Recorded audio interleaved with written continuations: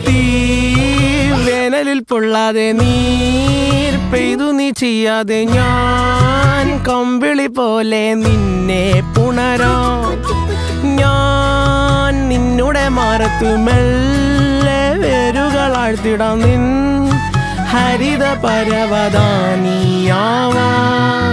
കാലം കൂട്ടുനിന്നില്ലെങ്കിലും എന്നെ പറിച്ചെറിഞ്ഞാലും വീണ്ടും പടർന്നു കേറിടും ഞാൻ കാലം കൂട്ടുനിന്നില്ലെങ്കിലും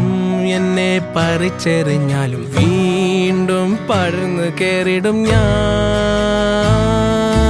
എന്തിനി വേഗം ഇത്തിരി നേരം